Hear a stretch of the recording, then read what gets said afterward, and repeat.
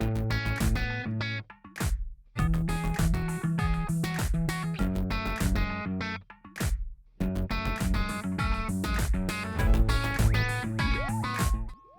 à toutes et à tous, bienvenue dans ce nouvel épisode de la Vendée en direct spécial Innovation Week. Aujourd'hui, nous allons parler de start-up et pour commencer, je suis avec Sylvain Dagonet. Vous êtes conseiller entreprise à la Chambre de commerce et d'industrie de la Vendée. Bonjour. Bonjour. Et donc, nous allons parler de start-up et notamment, pour commencer, du programme Petit Bain de la CCI. Alors, expliquez-moi, qu'est-ce que c'est, qu'est-ce que ça a à voir avec le modèle start-up? Alors, une start-up, c'est d'abord des entrepreneurs qui décident de résoudre un problème et souvent lié au numérique parce qu'ils vont avoir des solutions numériques qui vont leur permettre de développer de nouveaux services ou de nouvelles prestations et de croître rapidement. Donc, c'est des gens qui sont plutôt dans le service, mais qui utilisent des méthodes et des approches particulières pour aller très vite dans leur développement. Et ce qui nous a intéressé, c'est que on a créé le programme Le Petit Bain, parce qu'après avoir fait la cabine qui s'adressait d'abord à l'accompagnement de futures startups, justement, on s'est rendu compte que ces méthodologies-là étaient très applicables et devaient être appliquées dans l'avenir aux entreprises plus classiques. Et donc le Petit Bain a vocation à s'adresser aux entreprises classiques et à leurs différents responsables, de façon à venir s'imprégner de ces méthodes start-up, notamment avec des intervenants qui sont habitués à ce monde-là et qui vont pouvoir diffuser les bonnes pratiques. L'objectif, c'est de donner envie aux entreprises classiques d'aller plus loin et finalement, à la CCI, on a des dispositifs qui vont leur permettre d'être accompagnés dans le futur.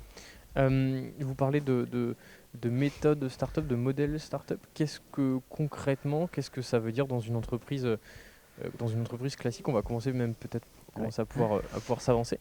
Ouais. Donc voilà, qu'est-ce que ça veut dire des méthodes start-up? Ouais. Concrètement, une méthode start-up, ça va être surtout d'être très agile, très organisé et d'aller rapidement dans le prototypage d'un premier service ou d'un premier produit et de rapidement aller tester son marché. Et tester son marché, c'est recueillir des informations et de voir comment répond cette nouvelle offre qui vient résoudre un problème.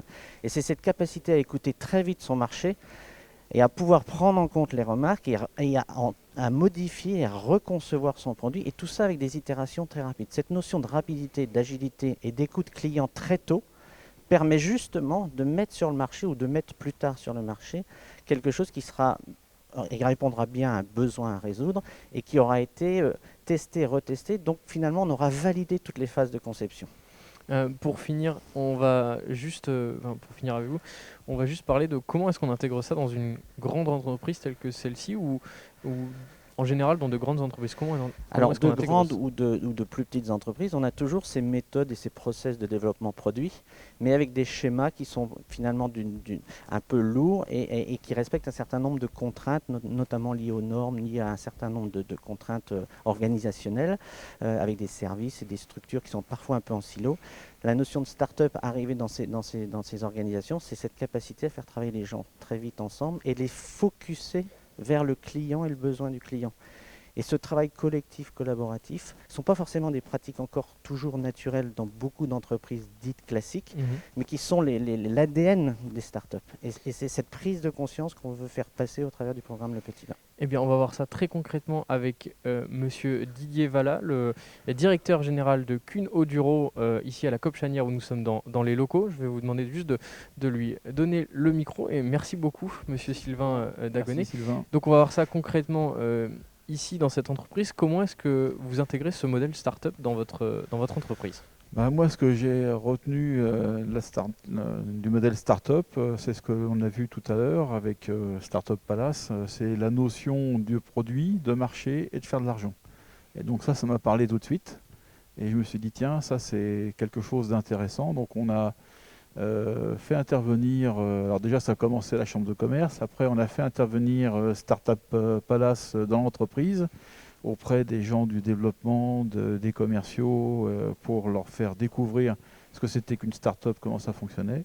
Ils ont été enthousiastes. Alors on était pendant la phase projet et j'avoue que ça nous a décuplé les forces, puisque les gens ont effectivement travaillé ensemble, très motivés. On a donné du fun, du sens aux collaborateurs.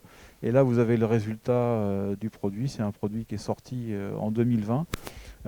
Pour moi, c'est une une sortie d'activité start-up au sein de l'entreprise, une petite équipe Ça avec... représente quoi justement dans votre entreprise? C'est une petite équipe? Comment ça Oh, fonctionne? c'est on va dire entre 5 et 10 personnes. Alors je sais pas combien ça fait de pizza au sens Jeff Bezos là, mais c'est pas beaucoup de pizzas qui ont sorti le produit. Et donc c'était pour réfléchir au début sur quel type d'enjeu, quel type d'objectif vous aviez Donner décidé du de... sens. C'était donner du sens à l'équipe en fait, hein, parce que bon, les produits, on en sort tout le temps.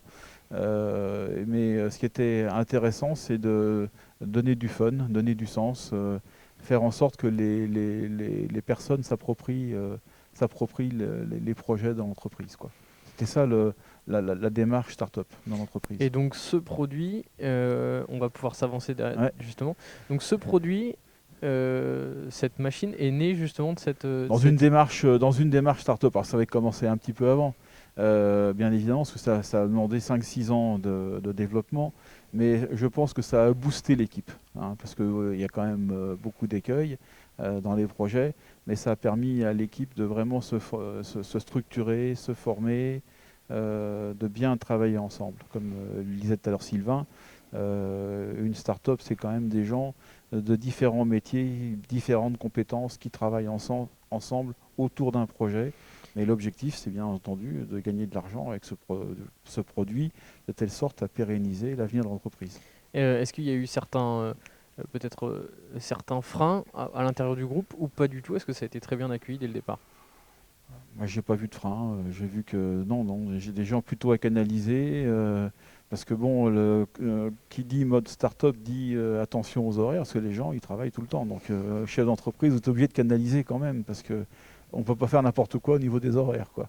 Donc, non, c'est plutôt extrêmement positif. Et pour rapidement terminer, quels sont les... donc il y a cette machine qui est issue d'une démarche comme ça, start-up. Et qu'est-ce qu'il y a? Est-ce qu'il y a d'autres produits, d'autres démarches qui sont... Alors, il y a eu d'autres, il y a d'autres produits, je ne peux pas le dire pour des raisons de confidentialité. Il y a d'autres personnes, d'autres équipes qui se sont mis aussi en mode start-up pour faire d'autres projets. Donc, ce n'est pas le seul projet, il y en a d'autres qui sont en cours.